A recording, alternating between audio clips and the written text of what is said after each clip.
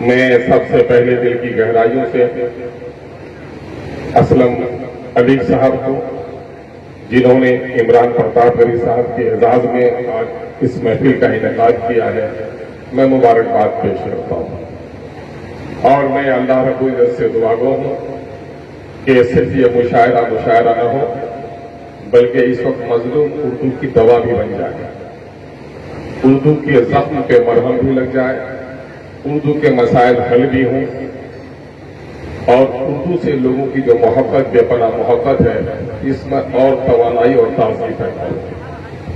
مشاعرے میں نثر پہ بات کہنا گویا لذیذ کھانے میں کنکری کے برابر ہے۔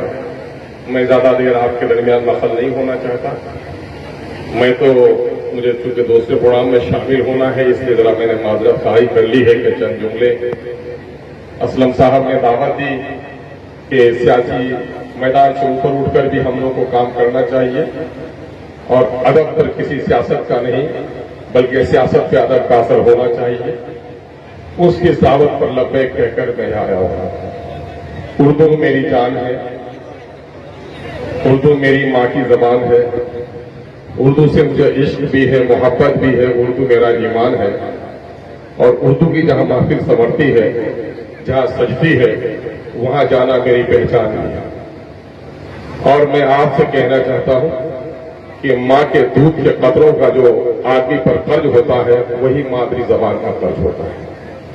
اردو خالص ہندوستانی زبان ہے، اسی گنگ و جمن کی آغوش میں اس زبان نے پرورش پائی ہے۔ ہندو، مسلم، سکھ، عیسائیوں نے سب نے مل کر اس کی پرورش کی ہے۔ اور غلام سرور صاحب نے کہا کہ یہ بات 100% غلط ہے کہ اردو مسلمانوں کی زبان ہے، اردو خالص ہندوستانی زبان ہے۔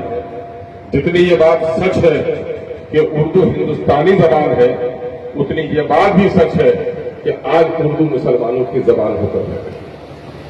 میں کبھی کبھی کہتا ہوں کہ اپنے ہی گھر میں انجان ہو گئی، میں بیچاری اردو ہوں، میں مسلمان ہو گئی۔ اس وقت میں اردو زبان کے تعلق سے شعرا آئیں گے، کلام سنائیں گے۔ یقیناً ہے کہ اردو کی خدمت شعرا نے بڑی کی ہے، اور ان کی وجہ سے اردو کے لب و لہجے میں جو تازگی اور پاکپن ہے، ان کے مرہون منت ہم سب ہیں۔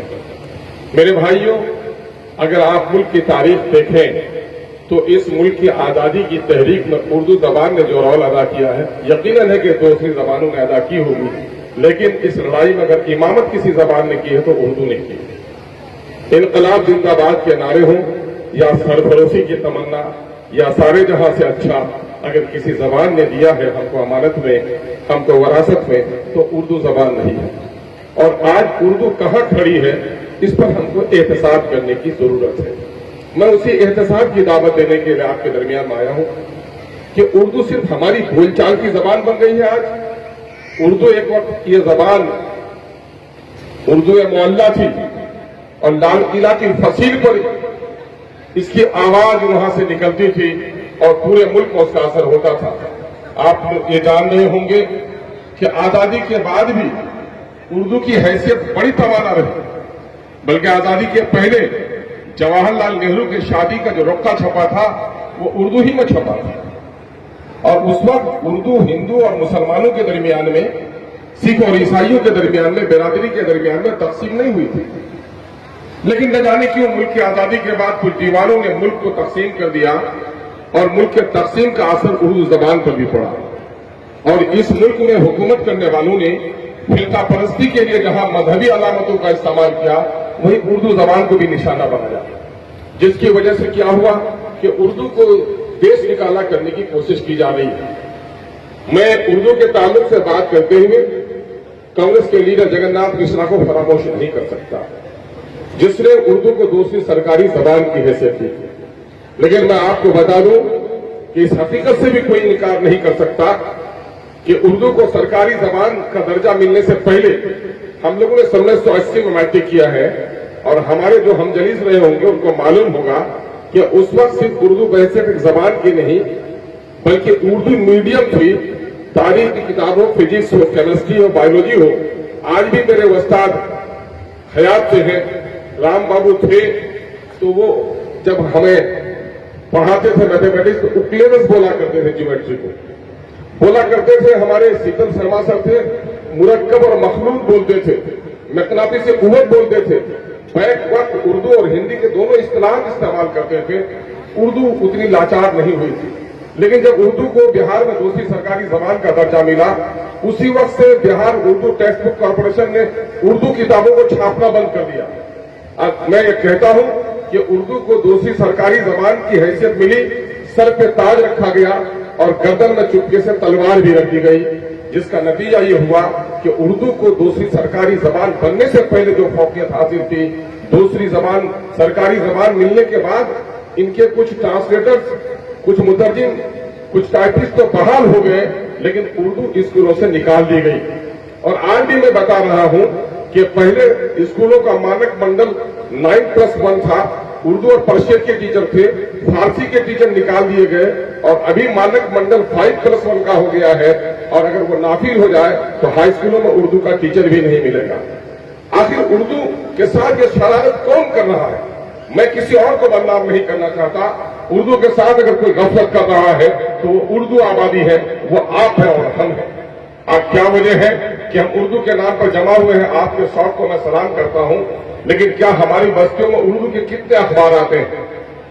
हम बंगाली भाइयों को मुबारकबाद देते हैं कि शादी में उनके रोकते छपते हैं तो बंगाली जबान में छपते हैं, लेकिन हमारे यहाँ सुरजापुरियों के दरमियान में उर्दू आबादी में जिनके रिश्तेदारों का 90% अंग्रेजी से नावाकिफ है, वो अंग्रेजी में रोका छापना फख्र महसूस करता है और उर्दू में नहीं बल्कि अब दूसरी जबान में भी छापने लगा है।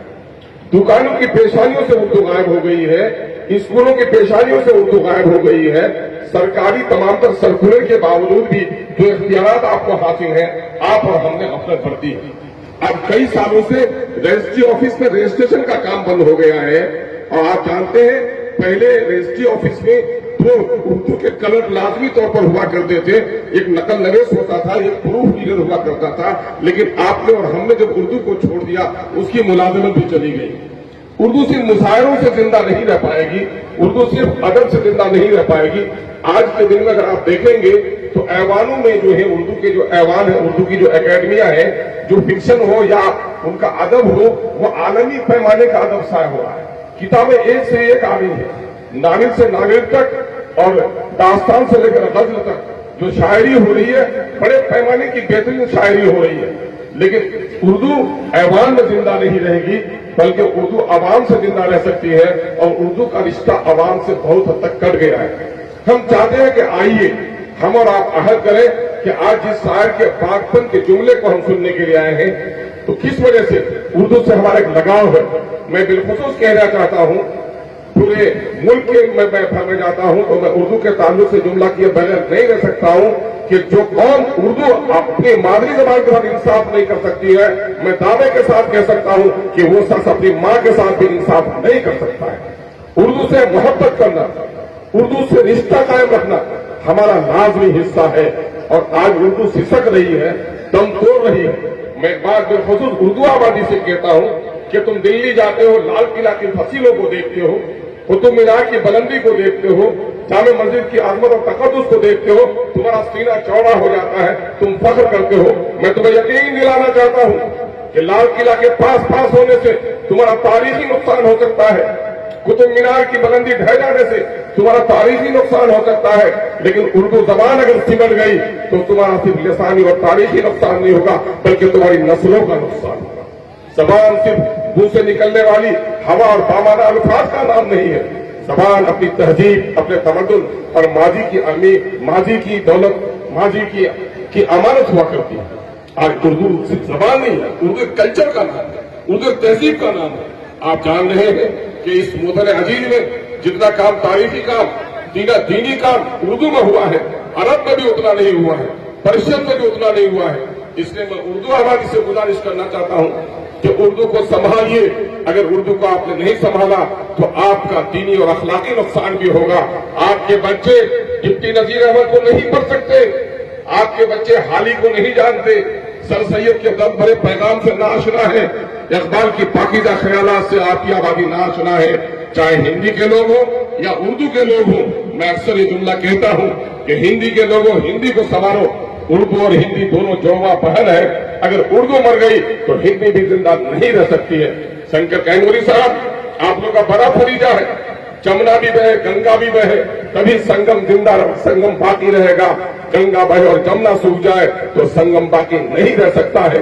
اردو اگر مٹ جائے گی تو ہندی بھی زندہ نہیں رہ سکتی ہے۔ میں نے کہا، واقعہ سنایا کہ گاؤں کی دو جڑواں بہن تھی، دونوں کی پیدائش ایک ساتھ ہوئی، رنگ روپ ایک ساتھ تھا، چوٹ کسی کو بھی لگتی تو آنسو کے قطرے دونوں کے آنکھوں سے ٹپکتے۔ سسرال گئی، دونوں کے ساتھ مہندی لگی، لیکن ایک دلہن کو جب زہر دے دیا گیا تو دوسری دلہن بھی مر گئی تھی۔ یقین جانیے، جو سر سید نے کہا تھا، ہندو اور مسلمان اس پیاری دلہن کی دو رسیلی آنکھیں ہیں، کسی ایک کو توڑ دو گے تو ہمارا ہندوستان جو دلہن ہے اس کی شکل صورت بگڑ جائے گی۔ یقین جانو ہندی آبادی کے لوگوں، اگر اردو مٹ گئی تو ہندی زندہ نہیں رہے گی، اور ہندی ہی نہیں بلکہ ہماری جو گنگا جمنی تہذیب ہے، ہندو اور مسلمانوں کے درمیان میں جو رفاقت ہے، جو محبت ہے، پریم چند کے جو افسانے ہیں، الگو چودھری اور جمن کے جو قصے اس نے بیان کیے ہیں، ہندو اور مسلمانوں کی جو دوستی اور الفت رہی ہے، اس زبان نے ہمیں جوڑ کر رکھا ہے۔ آئیے ہم اور آپ عہد کریں کہ اس وقت اردو کے جتنے مسائل ہیں سب مل کر لڑیں گے۔ میں کسی پر تنقید نہیں کرنا چاہتا، اردو کا خادم ہونے کی حیثیت سے میں آپ کی توجہ مرکوز کرانا چاہتا ہوں اور لوگوں سے یہ مطالبہ کرنا چاہتا ہوں کہ اردو کے ٹرانسلیٹروں کی بحالی کیوں نہیں ہوتی؟ 70,000 سے زیادہ اردو ٹیچروں کی جگہ خالی ہے، وہ اردو کیوں نہیں بحال کیے جاتے؟ اردو اکیڈمی کی جگہ خالی پڑی ہوئی ہے، اردو مشاورتی کمیٹی کی جگہ خالی ہوئی ہے۔ اردو کا ایک اہم شعبہ ہے جس کا ڈائریکٹر کئی سالوں سے مستعار ہے، مانگا ہوا ہے، ڈپوٹیشن پر ہے۔ میں کہتا ہوں کہ اردو کے مسائل کو حل کیجیے، اپنے گھروں میں اردو کو جگہ دیجیے۔ میرے ایک بات سے زبان پھسل گئی تھی تو بڑا چرچا ہوا تھا، لیکن میں تمثیلاً بھی کہتا ہوں کہ آج اردو آبادی میں جائیے اور اردو کے اخبار تلاش کیجیے، تو اردو اخبار تلاش کرنا اب اردو آبادی میں لگتا ہے ایسے کہ سکھوں کی بستی میں ہم نائی کی دکان تلاش کر رہے ہیں۔ اردو پڑھنے سے لوگ اٹھ ہو گئے، ہمارے بچے اردو پڑھنے سے گھبرا رہے ہیں، اردو کی تحریر ان کی ختم ہو گئی ہے۔ اردو کے مشاعرے کو کامیاب کیجیے، اردو کے شعراء کو عزت بخشیے، اردو کا ایک پرچہ، اردو کا ایک اخبار اپنے گھروں تک ضرور پہنچائیے۔ اگر اردو زندہ نہ رہی، یقین جانو ہندی مسلمانوں تمہاری تاریخ بھی باقی نہیں رہے گی، اور ہندو اور مسلمانوں کا جو رشتہ ہے یہ پاکیزہ رشتہ بھی باقی نہیں رہے گا۔ ذرا مڑ کر دیکھو، یہی ساؤتھ میں تیلگو اور کنڑ کے نام پر ریاستیں الگ ہو گئی، پاکستان کا دو ٹکڑا صرف ہندی اور بنگلہ کے نام پر ہو گیا۔ آسکر آلنڈ نے کہا تھا، کسی قوم کو تم تباہ کرنا چاہو اس کی نسلوں کی گردنوں پر شمشیر مت چلاؤ، اس کی مادری زبان چھین لو۔ جب کوئی کام مادری زبان جس کی چھن جاتی ہے وہ قوم تو زندہ رہتی ہے لیکن اپنی ماضی کی وراثت سے محروم ہو جاتی ہے، وہ یتیم ہو جاتی ہے۔ آئیے ہم عہد کریں، اردو لکھیں گے بھی، اردو پڑھیں گے بھی، اپنی دکان کی پیشانی پہ اپنے قلم سے نذرانہ لکھتے وقت، نعت پڑھتے وقت اردو کا ہم استعمال کریں گے، ورنہ صرف زبان سے ہم اردو کی بات کرتے رہے اور اردو کے قالب کی ہم نے حفاظت نہیں کی، رسم الخط کی ہم نے حفاظت نہیں کی، تو اردو میں جو چاشنی ہو باقی نہیں رہے گی۔ اردو زندہ باد۔ آج کا یہ بہترین فضل مشاعرہ زندہ باد۔ بہت بہت شکریہ۔ سلام آداب۔